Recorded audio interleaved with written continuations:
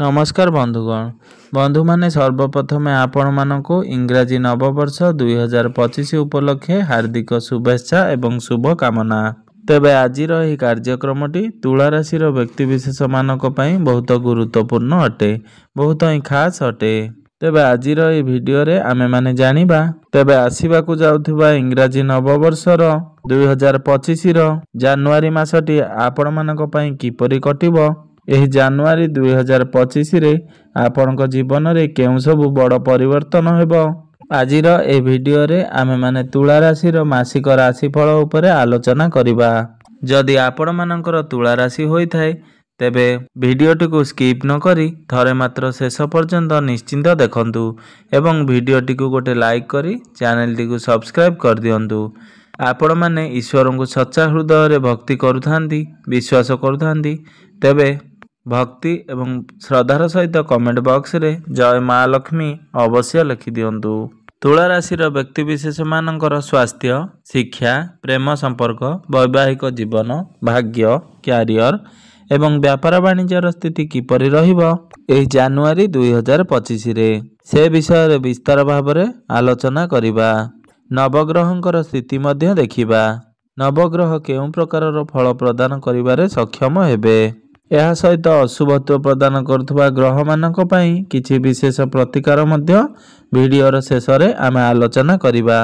तेबे बंधु माने आसंतु आरंभ करिबा आजिर एही कार्यक्रम को, जहा कि जन्म राशि एवं चंद्र राशि उपरे आधारित अटे। बंधु माने राशि चक्रर 12 गोटी राशि मध्यरु सप्तम राशि होची तुला राशि। तो जनवरी मास आरंभ रे बुध आपणकर द्वितीय भाव रे विराजमान अछंती। सूर्य आपणकर तृतीय भाव रे विराजमान अछंती। शुक्र एवं शनि आपणकर पंचम भाव रे, राहु आपणकर षष्ठ भाव रे, देवगुरु बृहस्पति आपणकर अष्टम भाव रे विराजमान अछंती। मंगल आपणकर दशम भाव रे विराजमान अछंती।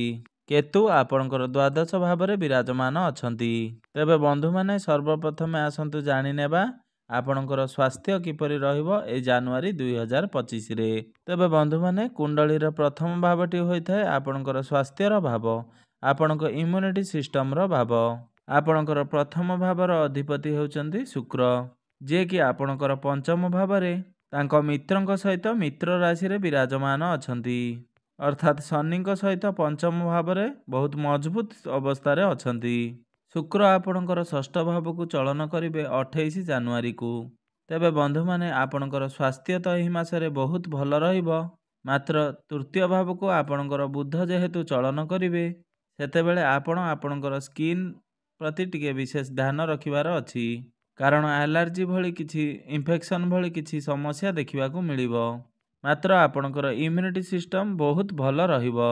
आपणकर स्वास्थ्य को नै कोनोसी चिंता करिवार नाही, कोनोसी बड़ इश्यू देखा जाऊ नाही। तेबे बंधु माने एबे आसंतु जानि नेबा आपणकर शिक्षा क्षेत्र किपरि रहिबो ए जनवरी 2025 रे।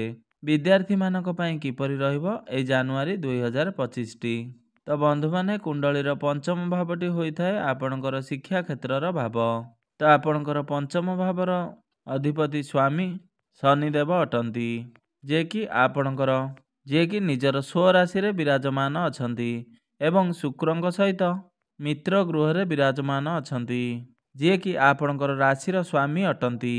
तेबे बंधु माने एही मासरे जदि आपणकर कोनोसी कॉम्पिटिटिव एग्जाम रहिछि तो आपण निश्चिंत भाव रे एग्जाम रे कृतकार्य हेबे एवं आपण को बहुत भल रिजल्ट प्राप्त हेबो। एवं पाठपढ़ा को जदि नहीं आपण कोनोसी बड़ डिसीजन नेबा को चाहुचंती किंबा हायर एजुकेशन करिबा पई एडमिशन करिबा को चाहुचंती, आपण पाठपढ़ा को नहीं जहाँ भी किछि करिबा को चाहुचंती तो एही मासटी आपणक पई बहुत खास रहिबो। एही मासटी आपणक पई पाठपढ़ा को नहीं बहुत भल रहिबो। आपण आखि बुझी कोनोसी बड़ डिसीजन नहीं पारिबे आपणकर पाठपढ़ा को नहीं, सेथिरे आपण को लाभ प्राप्ति हेबो, कारण शनिंकर स्थिति एठारे बहुत भल रही अछि। शुक्रंकर स्थिति मध्य एठारे बहुत भल रहिछि। एबे आसंतु जानि नेबा आपणकर प्रेम जीवन किपरि रहिबो एही जनवरी 2025 रे। तेबे बंधु माने कुंडलीर पंचम भावटी शिक्षार भाव हेबा सहित पंचम भावटी आपणकर प्रेम जीवनर भाव होइथाए एवं आपणकर संतान संततिर भाव। ତେବେ ବନ୍ଧୁମାନେ ଆପଣଙ୍କର ପଞ୍ଚମ ଭାବରେ ଶନି ଏବଂ ଶୁକ୍ର ବିରାଜମାନ ଅଛନ୍ତି। ଶୁକ୍ର ହେଉଛନ୍ତି ଆପଣଙ୍କର ରାଶିର ସ୍ୱାମୀ। ତ ପ୍ରଥମ ଭାବଟି ହୋଇଥାଏ ତ ଆପଣ ନିଜେ। ତ ପଞ୍ଚମ ଭାବଟି ଯେହେତୁ ଆପଣଙ୍କର ପ୍ରେମର ଭାବ, ତ ପଞ୍ଚମ ଭାବରୁ ଦେଖାଯାଇଥାଏ ଆପଣଙ୍କର ପାର୍ଟନରଙ୍କର ସ୍ୱଭାବ କିପରି। ତ ଆପଣଙ୍କର ଦୁଇ ଜଣଙ୍କର ଅଧିପତି ଏକା ଜାଗାରେ ଅଛନ୍ତି। ତ ପ୍ରଥମ ଭାବର ଅଧିପତି ଏବଂ ପଞ୍ଚମ ଭାବର ଅଧିପତି ଏକାଠି ରହିଛନ୍ତି। ଉଭୟ ଉଭୟଙ୍କର ମିତ୍ର ବୋଲି ମାନା ଯାଇଥାଏ, ଯାହାଫଳରେ କି ଆପଣଙ୍କର ଏହି ମାସରେ ପ୍ରେମ ଜୀବନ ବହୁତ ଭଲ ରହିବ। ଏପରିକି ପୂର୍ବରୁ ଯଦି ଆପଣଙ୍କ ଭିତରେ କୌଣସି ଡିଷ୍ଟର୍ବାନ୍ସ ଥିଲା କିମ୍ବା ସମସ୍ୟା ରହୁଥିଲା, ସେସବୁ ସମସ୍ୟାରୁ ସମାଧାନ ହୋଇଯିବ। ଆପଣଙ୍କ ମଧ୍ୟରେ ଭଲ ପାଇବା ବଢ଼ିବ। ଆପଣଙ୍କ ଭିତରେ ବୁଝାମଣା ଭଲ ରହିବ। ଆପଣଙ୍କ ମଧ୍ୟରେ ଫିଲିଙ୍ଗସ୍ ଭଲ ରହିବ ଏବଂ ପୂର୍ବରୁ ଯାହା ବି କିଛି ଆପଣଙ୍କ ଭିତରେ ମନମନାନ୍ତର ଦେଖାଦେଉଥିଲା, ସେ ସବୁ କିଛିର ଅନ୍ତ ଘଟିବ। ତ ପ୍ରେମ ଜୀବନ ପାଇଁ ଏହି ମାସଟି ବହୁତ ଭଲ ରହୁଛି। ଏବେ ଆସନ୍ତୁ ଜାଣିନେବା ଆପଣଙ୍କର ବୈବାହିକ ଜୀବନ କିପରି ରହିବ ଏହି ଜାନୁଆରୀ 2025ରେ। ତ ବନ୍ଧୁମାନେ, କୁଣ୍ଡଳୀର ସପ୍ତମ ଭାବଟି ହୋଇଥାଏ ଆପଣଙ୍କର ବୈବାହିକ ଜୀବନର ଭାବ, ଆପଣଙ୍କର ଜୀବନ ସାଥୀର ଭାବ। ତ ମଙ୍ଗଳ ହେଉଛନ୍ତି ଆପଣଙ୍କର ସପ୍ତମ ଭାବର ଅଧିପତି, ଯିଏକି ଆପଣଙ୍କର ଦଶମ ଭାବରେ ବିରାଜମାନ ଅଛନ୍ତି ଏବଂ ସେ ଏଠାରେ କମଜୋର ସ୍ଥିତିରେ ଅଛନ୍ତି, ନିଚସ୍ତ ଅବସ୍ଥାରେ ଅଛନ୍ତି। ତ 21 ଜାନୁଆରୀକୁ ମଙ୍ଗଳ ବକ୍ରି ହୋଇ ଆପଣଙ୍କର ନବମ ସ୍ଥାନକୁ ଗୋଚର କରିବେ। ତ ଆପଣଙ୍କର ସପ୍ତମ ଭାବର ଅଧିପତି ନିଚସ୍ତ ଅଛନ୍ତି ଏବଂ ଶନିଙ୍କର ଦୃଷ୍ଟି ଆପଣଙ୍କର ସପ୍ତମ ଭାବ ଉପରକୁ ରହୁଅଛି। ତ ବୈବାହିକ ଜୀବନ ଏତେ ଖରାପ ନାହିଁ, ଭଲ ରହିବ। ମାତ୍ର ଆପଣଙ୍କର ଲାଇଫ୍ ପାର୍ଟନରଙ୍କର ସ୍ୱଭାବରେ ଟିକେ କ୍ରୋଧ ଦେଖିବାକୁ ପାଇବେ। ତାଙ୍କ ମଧ୍ୟରେ ଆଗ୍ରେସନ୍ ଦେଖିବାକୁ ପାଇବେ କିମ୍ବା ସେ ନିଜ କାମରେ ଅଧିକ ସମୟ ବିତାଇ ପାରନ୍ତି। ସେ ଆପଣଙ୍କୁ ନିଜ ହିସାବରେ ଚଳାଇବା ପାଇଁ ଚେଷ୍ଟା କରିବେ। ଏହା ସହିତ ଶୁକ୍ର ମଙ୍ଗଳଙ୍କର ଷୋଡ଼ାଷ୍ଟକ ଯୋଗ ବନୁଅଛି। ତ ଆପଣ ଏହାଦ୍ୱାରା ଛୋଟ ଛୋଟ କଥାକୁ ନେଇ ଫ୍ରଷ୍ଟ୍ରେଟ୍ ହୋଇଯିବେ। ସେଥିପାଇଁ ଆପଣ ନିଶ୍ଚିନ୍ତ ଭାବରେ କିଛି ପ୍ରତିକାର ଅବଲମ୍ବନ କରନ୍ତୁ, ଯାହାକି ମୁଁ ଭିଡ଼ିଓ ଶେଷରେ ଆପଣମାନଙ୍କୁ କହିବି। ଏବେ ଆସନ୍ତୁ ଜାଣିନେବା ସବୁଠାରୁ ମହତ୍ତ୍ୱପୂର୍ଣ୍ଣ ବିଷୟବସ୍ତୁ ଆପଣଙ୍କର ଭାଗ୍ୟ, କ୍ୟାରିୟର ଏବଂ ବ୍ୟାପାର ବାଣିଜ୍ୟର ସ୍ଥିତି କିପରି ରହିବ ଏହି ଜାନୁଆରୀ 2025ରେ। ତେବେ ବନ୍ଧୁମାନେ, କୁଣ୍ଡଳୀର ନବମ ଭାବଟି ହୋଇଥାଏ ଆପଣଙ୍କର ଭାଗ୍ୟର ଭାବ ଏବଂ ଦଶମ ଭାବଟି ହୋଇଥାଏ ଆପଣଙ୍କର କ୍ୟାରିୟରର ଭାବ, ଆପଣଙ୍କର କାର୍ଯ୍ୟକ୍ଷେତ୍ରର ଭାବ। ତ ଆପଣଙ୍କର ନବମ ଭାବର ଅଧିପତି ହେଉଛନ୍ତି ବୁଧଦେବ, ଯିଏକି ଆପଣଙ୍କର ଦ୍ୱିତୀୟ ଭାବରେ ବିରାଜମାନ ଅଛନ୍ତି। ତ ବୁଧଙ୍କର ସ୍ଥିତି ଏଠାରେ ବହୁତ ଭଲ ଅବସ୍ଥାରେ ଅଛନ୍ତି। ଏହାପରେ ବୁଧ ଆପଣଙ୍କର ତୃତୀୟ ଭାବକୁ ଚଳନ କରିବେ। ତ ଆପଣ ଯଦି ଏହି ସମୟରେ କୌଣସି ବଡ଼ କାର୍ଯ୍ୟ କରିବା ପାଇଁ ଚାହୁଁଛନ୍ତି, ତ ଜାନୁଆରୀ ମାସ ଆରମ୍ଭରେ ଆପଣ ଭଲ କାର୍ଯ୍ୟ କରିବା ଆପଣଙ୍କ ପାଇଁ ବହୁତ ଶୁଭ ରହିବ। ଆପଣ 10 ଜାନୁଆରୀ ପୂର୍ବରୁ ହିଁ କରିନେବା ଆପଣଙ୍କ ପାଇଁ ଭଲ ହେବ। ତାପରେ ବୁଧଙ୍କର ସ୍ଥିତି ଭଲ ରହିବ ନାହିଁ କି ଏତେ ବି ଖରାପ ମଧ୍ୟ ରହିବ ନାହିଁ। ତ ଆପଣ ଏହି ସମୟରେ ଯଦି କୌଣସି ବଡ଼ କାର୍ଯ୍ୟ ଆରମ୍ଭ କରିବା ପାଇଁ ଚାହୁଁଛନ୍ତି କିମ୍ବା କୌଣସି ବଡ଼ ଡିସିସନ୍ ନେବାକୁ ଚାହୁଁଛନ୍ତି କିମ୍ବା ଇନଭେଷ୍ଟମେଣ୍ଟ କରିବା ପାଇଁ ଚାହୁଁଛନ୍ତି କିମ୍ବା କୌଣସି ଯାନବାହନ କିମ୍ବା ବଡ଼ ଜିନିଷର କିଣାକିଣି କରିବା ପାଇଁ ଚାହୁଁଛନ୍ତି, ତ ଆପଣ 10 ଜାନୁଆରୀ ପୂର୍ବରୁ ହିଁ କରିନିଅନ୍ତୁ କିମ୍ବା ଆପଣ ଫେବୃଆରୀ ମାସରେ କରିପାରିବେ। ମାତ୍ର 10 ଜାନୁଆରୀ ପରେ ଆପଣ ଆଦୌ ସେ ସବୁକୁ ସ୍କିପ୍ କରିଦିଅନ୍ତୁ, କାରଣ ସମୟ ଆପଣଙ୍କ ପାଇଁ ଏତେ ଖାସ୍ ରହୁନାହିଁ। ଏବେ ଆସନ୍ତୁ ଜାଣିନେବା ଆପଣଙ୍କର କ୍ୟାରିୟର କିପରି ରହିବ ଏହି ଜାନୁଆରୀ 2025ରେ। ତେବେ ବନ୍ଧୁମାନେ, କୁଣ୍ଡଳୀର ଦଶମ ଭାବଟି ହୋଇଥାଏ ଆପଣଙ୍କର କ୍ୟାରିୟରର ଭାବ।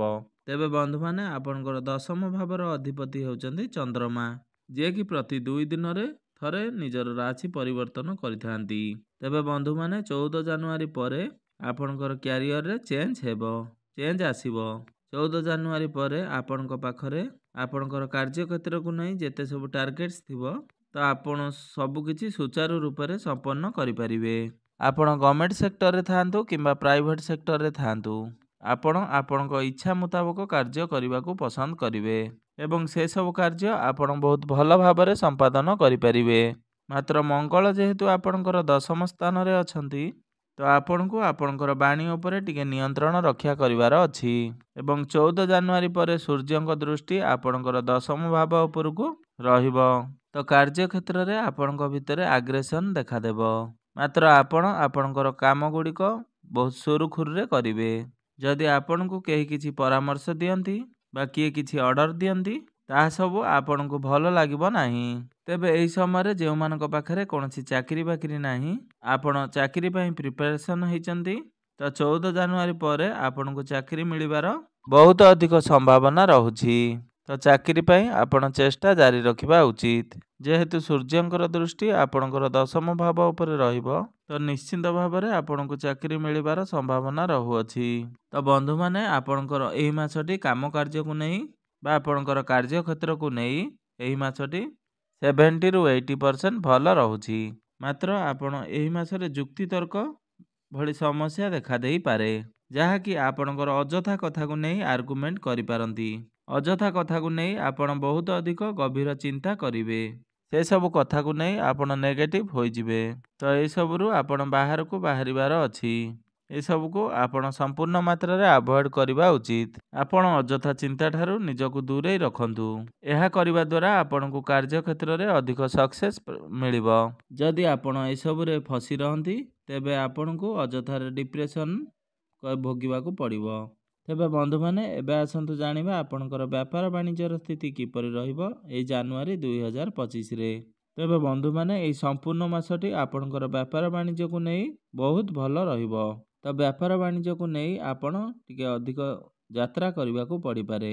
ତ ଏହି ମାସରେ ଆପଣ କୌଣସି ନୂଆ ବ୍ୟବସାୟ ମଧ୍ୟ କରିପାରନ୍ତି। ତ ବିଜନେସ୍ ଏହି ମାସରେ ଆପଣଙ୍କର 70ରୁ 80% ବହୁତ ଭଲ ରହୁଛି। ତେବେ ବନ୍ଧୁମାନେ, ଏବେ ଆସନ୍ତୁ ଜାଣିନେବା କିଛି ବିଶେଷ ପ୍ରତିକାର ବିଷୟରେ, ଯେଉଁ ପ୍ରତିକାର ଗୁଡ଼ିକ କରିବା ଦ୍ୱାରା ଏହି ମାସରେ ଆସୁଥିବା ଅଶୁଭତ୍ୱ ଗୁଡ଼ିକ ଖଣ୍ଡନ ହୋଇ ଆପଣଙ୍କୁ କିଛି ମାତ୍ରାରେ ଶୁଭଫଳ ପ୍ରାପ୍ତି ହୋଇପାରିବ। ତେବେ ବନ୍ଧୁମାନେ, ସର୍ବପ୍ରଥମେ ଶୁକ୍ରଙ୍କର ବୀଜ ମନ୍ତ୍ର 108 ଥର ପ୍ରତ୍ୟେକ ଦିନ ଆପଣ ଜପ କରନ୍ତୁ। ଏହା ସହିତ ଆପଣ ବୁଦ୍ଧଙ୍କର ବୀଜ ମନ୍ତ୍ର 108 ଥର ଜପ କରନ୍ତୁ।